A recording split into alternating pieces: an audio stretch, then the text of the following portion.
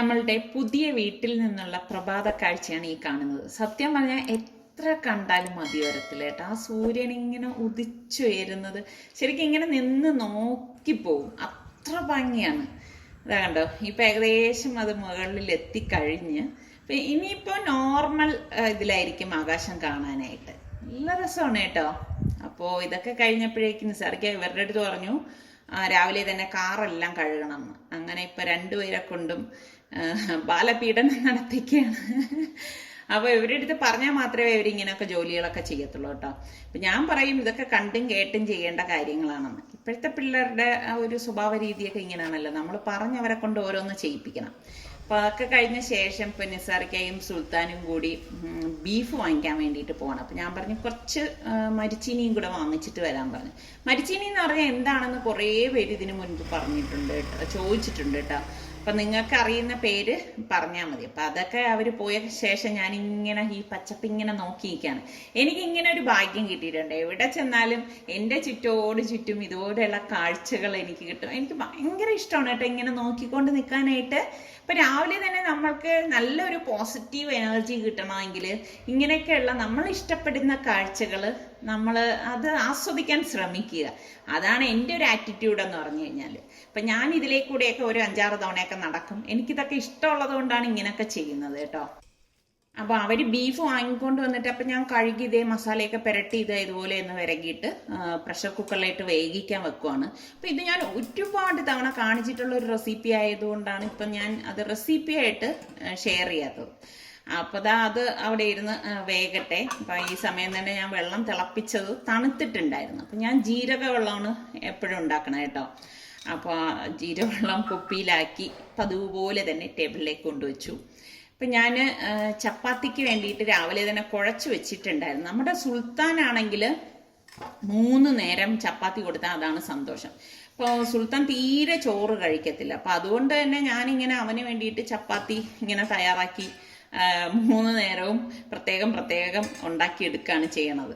അപ്പം നമ്മളുടെ സൽമാനുള്ള സമയത്താണെങ്കിലും സൽമാന് ചപ്പാത്തിയോടാണ് പ്രിയം കേട്ടോ. ഇവിടുത്തെ പിള്ളേർക്കൊക്കെ ചപ്പാത്തി ഇഷ്ടമാണ്. പിന്നും എനിക്കൊന്ന് റിസ്വാനാണ് നമ്മൾ ചോറ് കഴിക്കാന്ന് പറഞ്ഞാൽ അതുപോലെയൊക്കെ കഴിക്കുന്നത്. സുൽത്താൻ തീരെയും ചോറ് കഴിക്കത്തില്ല. അപ്പോൾ എന്തെങ്കിലും കഴിക്കണ്ടേ, അപ്പം അല്ലെങ്കിൽ പറയാം എനിക്ക് ആഹാരം വേണ്ടെന്ന് പറയാം. അപ്പം അത് കാരണം പിന്നെ ഞാൻ അവന് ഇഷ്ടമുള്ള ചപ്പാത്തി തന്നെ ഉണ്ടാക്കി ഇതുപോലെ കൊടുക്കുകയാണ് ചെയ്യുന്നത്. അപ്പം പിന്നെ ഒരാളിന് മാത്രമായിട്ട് രാവിലെ ബ്രേക്ക്ഫാസ്റ്റിന് ചപ്പാത്തി ഉണ്ടാക്കുക എന്ന് പറഞ്ഞാൽ പാടാണ്. അപ്പം മിക്കവാറും ഞങ്ങളുടെ വീട്ടിൽ ഈ പറഞ്ഞ മാതിരി ചപ്പാത്തിയോ ഗോതമ്പ് പുട്ടോ ഒക്കെ ആയിരിക്കും കേട്ടോ. അതുകൊണ്ടാണ് എൻ്റെ വ്ളോഗിലും നിങ്ങൾക്ക് മിക്കവാറും ഈ ചപ്പാത്തിയും പുട്ടും കാണാൻ കഴിയുന്നത്.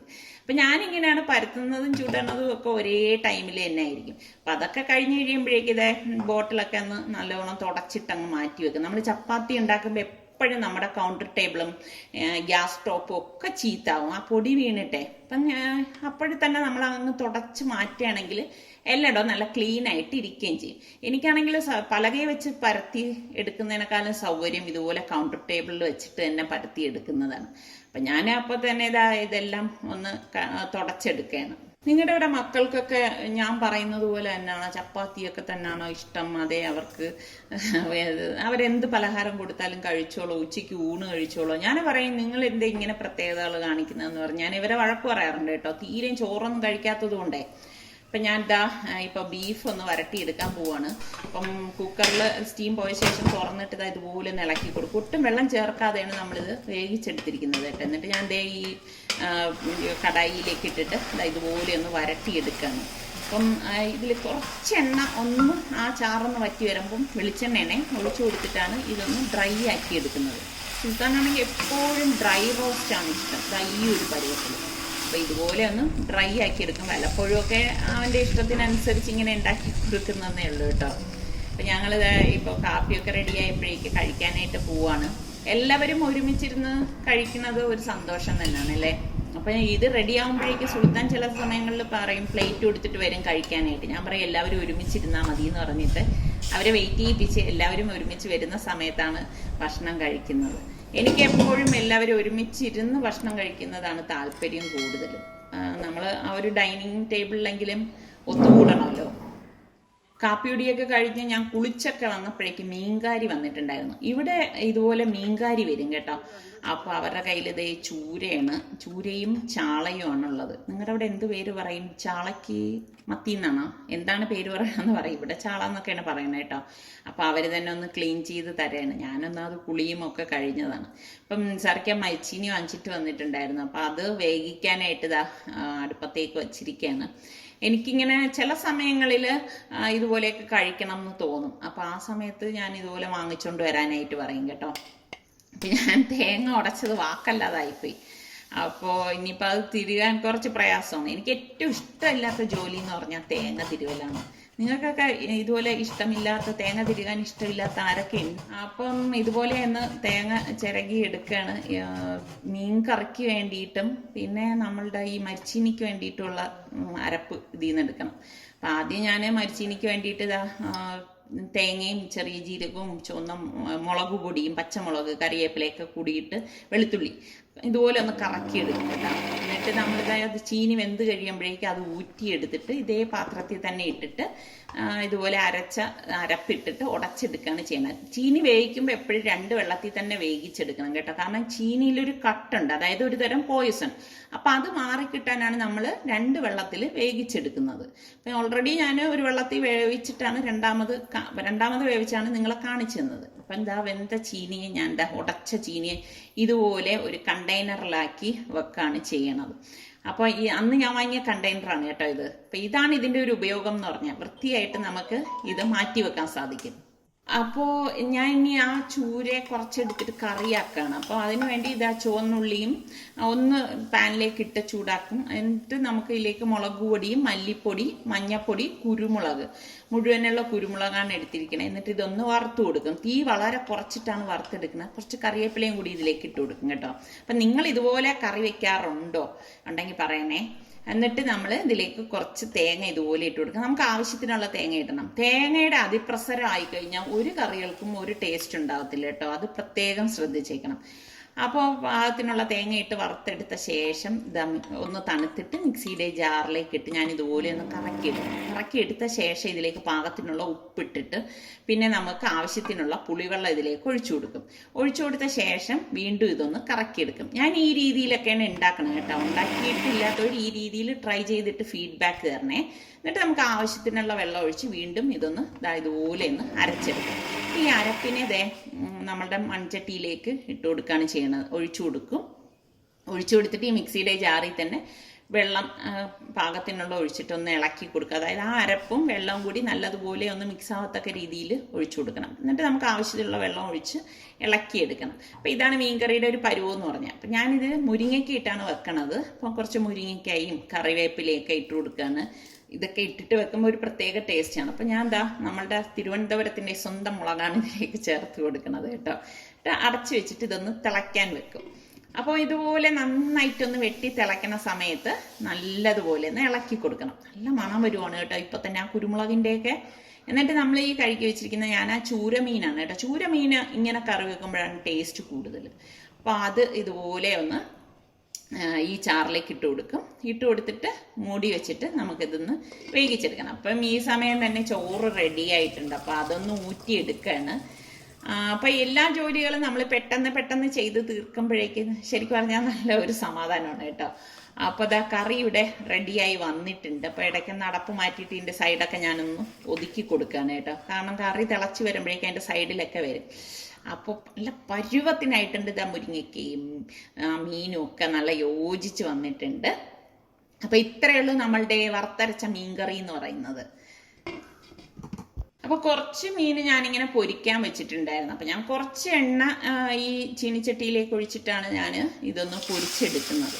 അപ്പോൾ ഇവിടെ ഇവർക്ക് പൊരിപ്പ് അങ്ങനെ വലിയ ഇഷ്ടമൊന്നുമില്ല കേട്ടോ. സുൽത്താൻ ഒട്ടും കഴിക്കത്തില്ല. പണ്ടൊക്കെ കഴിക്കുമായിരുന്നു, ഇപ്പോൾ അങ്ങനെ കഴിപ്പൊന്നുമില്ല. എനിക്ക് തോന്നുന്നു ഞങ്ങളുടെ വീട്ടിൽ ഏറ്റവും കൂടുതൽ മീൻ കഴിക്കുന്നത് ഞാനാണെന്ന് തോന്നുന്നു. അപ്പോൾ എല്ലാം റെഡിയായ ശേഷം ഞങ്ങളിത് കഴിക്കാനായിട്ട് പോവാണ്. അപ്പോൾ ഇത് നല്ല കോമ്പിനേഷനാണ് കേട്ടോ. ഈ കോമ്പിനേഷൻ ഇഷ്ടമുള്ള എത്ര പേരുണ്ട്? നമ്മുടെ ചോറിലേക്ക് നല്ല വറുത്തരച്ച ചൂര മീൻകറി, അതായത് മുരിങ്ങയ്ക്കയിട്ട ചൂര മീൻകറിയും ഈ ഒരു മരിച്ചീനിയും അതൊക്കെ കൂട്ടി കഴിക്കുമ്പോൾ ആ ഒരു ടേസ്റ്റ് പറഞ്ഞറിയിക്കാൻ പറ്റത്തില്ല. എത്ര അത്ര ടേസ്റ്റാണ്.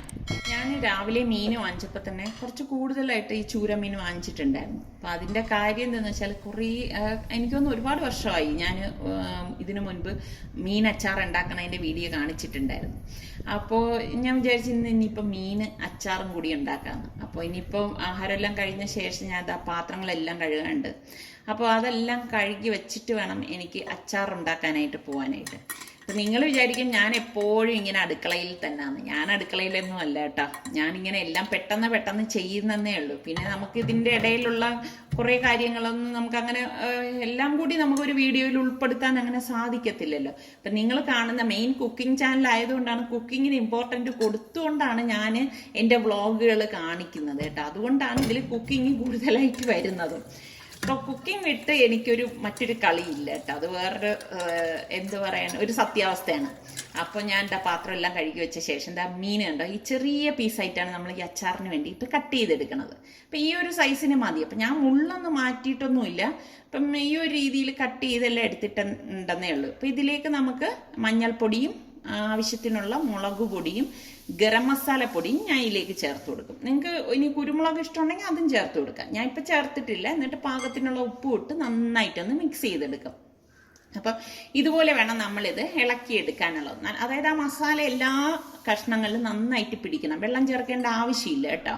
അപ്പോൾ ഇതുപോലെ നമ്മളൊരു 5-10 മിനിറ്റ് മാറ്റി വെച്ച ശേഷം ഞാനിവിടെ ഇരുമ്പുചട്ടിയിലേക്ക് കുറച്ച് എണ്ണയാണ് ഒഴിച്ചിട്ടുള്ളത്. ഇതിലേക്ക് ഈ മീൻ ഇട്ടിട്ട് ഫ്രൈ ചെയ്തെടുക്കും. അപ്പം ഞാൻ അച്ചാറിടുമ്പോൾ വെളിച്ചെണ്ണ ഉപയോഗിക്കാറില്ല കേട്ടോ. എനിക്കെന്തോ ആ ഒരു ടേസ്റ്റ് ഇഷ്ടമില്ല. ഇതിപ്പോൾ ഞാൻ സൺഫ്ലവർ ഓയിലാണ് ഇത് ഫ്രൈ ചെയ്തെടുക്കണത്. അപ്പോൾ ഫ്രൈ ചെയ്തെടുക്കുമ്പോൾ എപ്പോഴും അതിൻ്റെ ജലാംശം മൊത്തം പോത്തക്ക രീതിയിൽ വേണം നമ്മളിത് ഫ്രൈ ചെയ്തെടുക്കാനുള്ളത്. അല്ലെങ്കിൽ എന്താണെന്ന് വെച്ചാൽ മീനിൽ അങ്ങനെ ഉണ്ടെങ്കിൽ പെട്ടെന്ന് ഈ അച്ചാർ കേടായി പോകാനുള്ള സാധ്യത കൂടുതലാണ്. എന്ന് പറഞ്ഞാൽ ഒരുപാടങ്ങ് ഡ്രൈ ആയി പോകാനും പാടില്ല. അപ്പം ഞാൻ ഈ ഫ്രൈ ആയിരിക്കുന്ന മീനെല്ലാം എണ്ണയിൽ നിന്ന് മാറ്റുവാണ്. മാറ്റിയ ശേഷം ഇത് അടുത്ത ബാച്ച് ഇതുപോലെ ഇട്ട് ഫ്രൈ ചെയ്തെടുക്കുക. ഒരു 3 ബാച്ചായിട്ടാണ് ഞാനിപ്പോൾ ഇത് ഫ്രൈ ചെയ്തെടുക്കുന്നത് കേട്ടോ. അപ്പോൾ നിങ്ങൾ ഇതുപോലെ അച്ചാറൊക്കെ ഇഷ്ടമുള്ള എത്ര പേരുണ്ട്? ഞാനിങ്ങനെ ഇടയ്ക്കിടയ്ക്ക് ഇങ്ങനെ ഓരോ കാര്യങ്ങൾ ചോദിക്കണമെന്ന് വെച്ചാൽ എനിക്ക് ഇതിൽ കൂടി മാത്രമേ നിങ്ങളുടെ അടുത്ത് ഓരോ ചോദ്യങ്ങൾ ചോദിക്കാൻ പറ്റൂ. അതുകൊണ്ടാണ് കേട്ടോ. അപ്പം മീനെല്ലാം ഫ്രൈ ചെയ്തെടുത്ത ശേഷം ഞാനിതിലേക്ക് 2 വലിയ ഉണ്ട വെളുത്തുള്ളി എല്ലി ഇതുപോലെ ഇട്ടിട്ട് ഒന്ന് മൂപ്പിച്ചെടുക്കും. പിന്നെ അതുപോലെ തന്നെ ഒരു പിടിയോളം ഇഞ്ചി ചെറുതായിട്ട് അരിഞ്ഞതും കൂടി ചേർത്ത് കൊടുത്ത് നല്ലതുപോലെ ഒന്ന് ഇളക്കിയെടുക്കും. ചൂര അച്ചാറായതുകൊണ്ട് ഇഞ്ചിയൊക്കെ ചേർക്കണം നല്ലത് തന്നെ. പിന്നെ ഇതിലേക്ക് മഞ്ഞൾപ്പൊടിയും മുളക് പൊടിയും 1 ടേബിൾ സ്പൂണോളം കുരുമുളക് പൊടിയും ഗരം മസാല പൊടിയും ഉപ്പും കൂടി ഇട്ടിട്ട് നന്നായിട്ടൊന്ന് ഇളക്കി കൊടുക്കും. തീ ഓഫ് ചെയ്തിട്ടാണ് പൊടികൾ ചേർത്ത് കൊടുക്കുന്നത്. എന്നിട്ട് നമുക്ക് തീ ഓൺ ചെയ്തിട്ട് ഞാനിതിൽ 1/4 കപ്പ് വിനാഗിരി ഒഴിച്ചുവിട്ട് ഇതുപോലെ ഒന്ന് ഇളക്കിയെടുക്കും. ഇതുപോലെ നന്നായിട്ടൊന്ന് തിളയ്ക്കുമ്പോഴേക്ക് ഗ്യാസ് ഓഫ് ചെയ്ത് കൊടുക്കും കേട്ടോ. ഓഫ് ചെയ്ത് കൊടുത്ത ശേഷം, അതായത് ഇത് ഇരുമ്പിച്ചട്ടി ആയതുകൊണ്ട് തന്നെ നന്നായിട്ട് ചൂട് നിൽക്കും. നമ്മൾ ഈ ഫ്രൈ ചെയ്തെടുത്ത് വെച്ചിരിക്കുന്ന മസാലയോടുകൂടി മീൻ ഇതിലേക്ക് ഇട്ടിട്ട് എല്ലാം കൂട്ടിയിട്ട് നല്ലതുപോലെ ഒന്ന് യോജിപ്പിച്ചെടുക്കും. അപ്പോൾ ഇതാ കണ്ട ഈ ഒരു പരുവത്തിൽ വരും. അപ്പോൾ ഇളക്കി ഇതൊന്ന് എടുക്കണം. അപ്പം ഇതാ നല്ല മസാലയൊക്കെ പിടിച്ച് ഈ ഒരു പരുവത്തിൽ ഇരിക്കും. ഇത് ശരിക്കും പറഞ്ഞാൽ 2 ദിവസം കഴിഞ്ഞിട്ട് കഴിക്കാനാണ് ടേസ്റ്റ് കൂടുതൽ കേട്ടോ. അപ്പോൾ ഇത് നല്ലതുപോലെ തണുക്കണം. തണുത്ത ശേഷമാണ് ഞാനിത് ബോട്ടിലാക്കി സൂക്ഷിക്കുന്നത്. അപ്പോൾ കണ്ടോ, ഇങ്ങനെ അച്ചാറൊക്കെ ഇട്ട് വെച്ച് കഴിഞ്ഞാൽ ഇപ്പം കറിയൊന്നും ഇല്ലെങ്കിലും ഇപ്പോൾ ചപ്പാത്തിക്കൊപ്പം ആണെങ്കിലും അവർ അത് കൂട്ടി കഴിച്ചോളും കേട്ടോ. അപ്പോൾ നമ്മളുടെ മീൻ അച്ചാർ ഇവിടെ റെഡിയാണ്.